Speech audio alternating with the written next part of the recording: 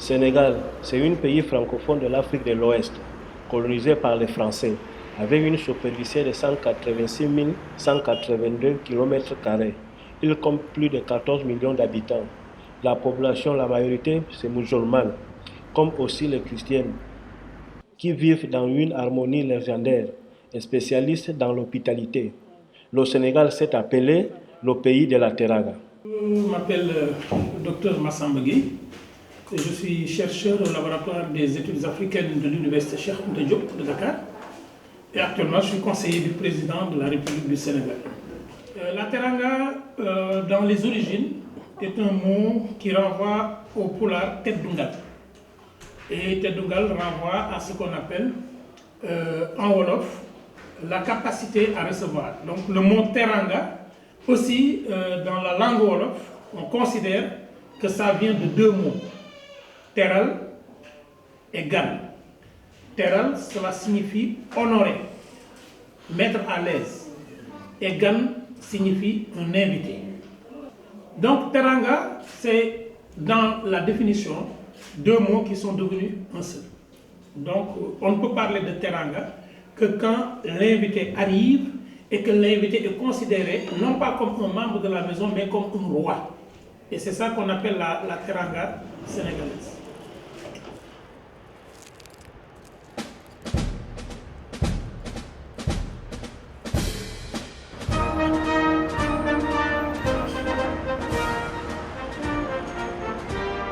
Depuis l'existence du pays en 1960, à la conférence de Berlin, c'est le temps que le Sénégal a reconnu comme le pays de la Teranga. Depuis quand est-ce qu'on appelle le Sénégal pays de la Teranga? Évidemment, il faut considérer depuis quand le Sénégal est devenu un pays. Parce qu'avant, on n'avait pas de Sénégal. On avait de grands espaces culturels, comme le Mandé, on avait de grands espaces culturels. Et dans ces espaces culturels, on n'avait pas de limite. C'est vrai qu'après, avec la conférence de Berlin, le Sénégal est devenu un pays. Et c'est à partir de ce moment que, dans le système de l'AOF, les autres Africains, quand ils venaient ici, soit pour apprendre, soit quand ils étaient affectés, quand ils étaient tellement bien reçus, quand ils parlaient de l'hospitalité au Sénégal, on leur disait Teranga Sénégal. Donc vraiment, on peut dire que le terme Sénégal, pays de la Teranga, ce terme est né avec l'existence de l'État du Sénégal. Et le pays Sénégal a été découpé après la conférence de Berlin, mais il n'a été créé comme pays qu'à partir de 1958-1960. Donc aujourd'hui, quand quelqu'un quitte la Guinée équatoriale et il dit que le Sénégal est le pays de la Teranga, c'est vrai que c'est en créant la nation en 1960 qu'on a commencé à nous identifier comme le pays de la Teranga.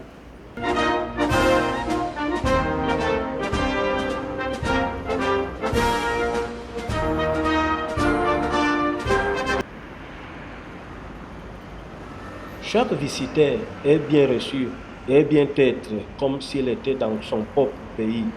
Cette hospitalité incite les étrangers à vouloir visiter le Sénégal dans ses moindres recoins.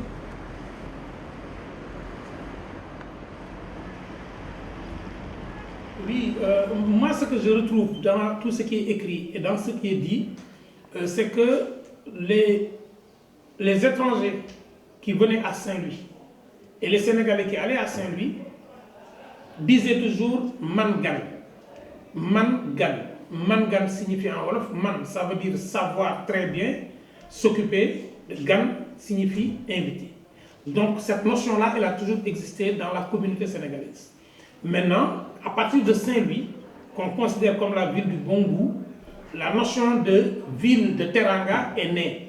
Après ville de Teranga, on est allé à pays de la Teranga. Donc les débuts, on ne peut pas dire c'est telle année, mais comme je le dis, c'est vraiment à partir du premier flux migratoire entre les pays africains et les pays occidentaux, dans les débuts des années 60, que le Sénégal est identifié comme pays de la Teranga. Et comment se comportent les Sénégalais au pays de la Teranga? Il y a trois règles pour la Teranga. C'est que l'hospitalité qui se fonde sur la Teranga considère que l'invité soit bien accueilli, qu'il soit très bien traité et qu'il soit très bien accompagné. il ne s'agit pas juste de le recevoir, il faut bien le traiter et après, il faut aussi le raccompagner. C'est pourquoi vous allez découvrir 3 mots en Wolof qui sont très importants pour la Teranga. C'est ce qu'on appelle le tertu, l'accueil, ce qu'on appelle le teral pendant le séjour, et c'est ce qu'on appelle le gunge, raccompagner un invité. C'est une règle de la Teranga. On ne reste pas dans sa maison quand l'invité doit rentrer. On doit raccompagner l'invité. Et il y a un proverbe wolof qui dit gunge gu yàgg defarul ngan gu yàqu. Cela veut dire en français, si vous avez mal reçu votre invité, même si vous le raccompagnez pendant très longtemps, vous ne réglez pas la mauvaise réception. Donc votre teranga, une fois que vous la gâtez, personne ne peut plus récupérer cette teranga.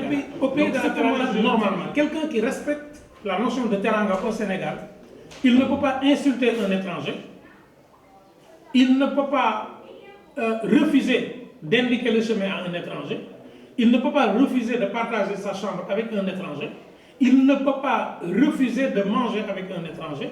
À la limite, s'il y a un seul pain à manger, il faut le donner à l'étranger. Et comment est-ce qu'on voit ce comportement-là? Nous, quand on était tout petits, je me souviens les vendredis, mon père qui était infirmier dans le village, les vendredis, tous les villages environnants venaient chez nous, et quand il arrivait avec 20 ou 30 ou 40 personnes. Dès qu'on les voyait arriver dans la maison, nos mamans nous demandaient d'aller nous cacher dans les chambres.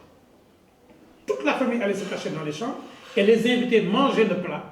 Et après leur départ, on nous demandait de ressortir et on faisait un plat rapide, une bouillie de riz. C'est comme ça qu'on doit se comporter. Donc, on doit se comporter bien, mais surtout, on ne doit pas dire du mal de l'étranger, quel que soit ce qu'il a fait.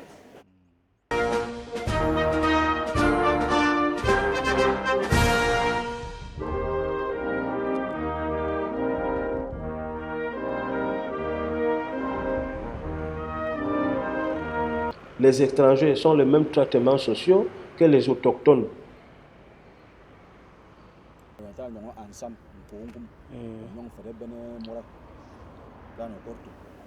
Comparé aux autres pays, on peut dire que vraiment, le Sénégal n'est pas le seul pays hospitalier, mais le Sénégal est le pays où, quand on ne partage pas son repas avec l'invité surprise qui arrive, les autres membres de la famille seront en colère.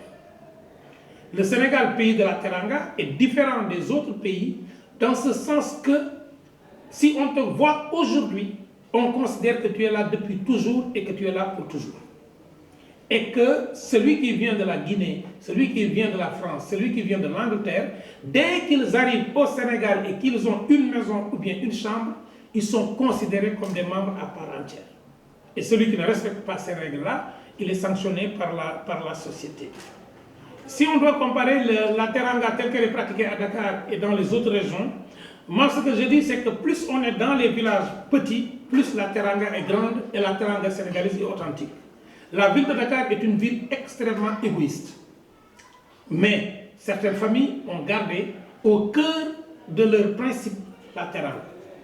Mais les villages sont vraiment les zones qu'il faut aller visiter pour vivre cette teranga. On peut arriver la nuit, le chef de village peut quitter sa chambre et vous donner sa chambre.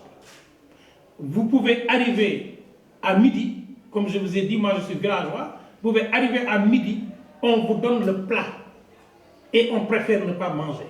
À Dakar, ce n'est pas totalement le cas parce qu'on a des gens qui sont nés ici et qui ne connaissent pas ces valeurs traditionnelles. Donc on peut dire que les régions sont plus dans la teranga authentique. Dakar a une forme de teranga très, très moderne, comme les grandes villes.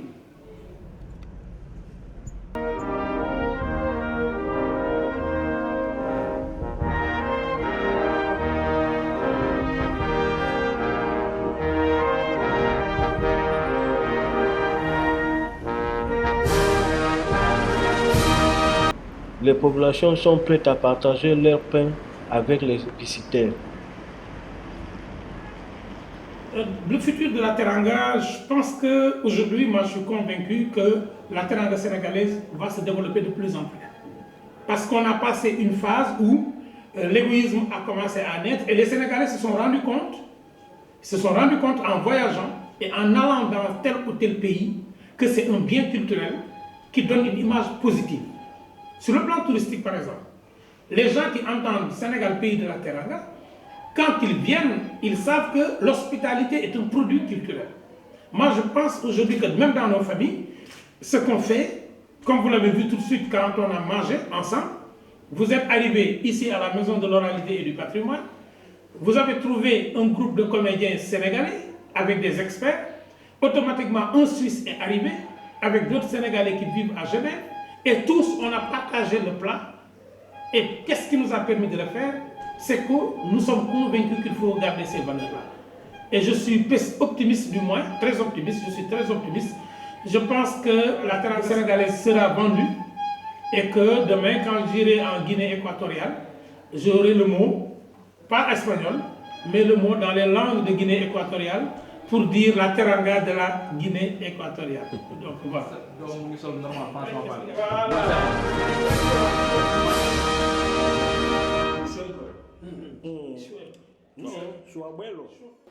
Aujourd'hui, je conseillerais aux touristes d'aller visiter ces chers pays très chaleureux, sociables et démocratiques, d'y calquer cette tradition d'hospitalité et exporter chez vous soi. Djeredjef Sénégal.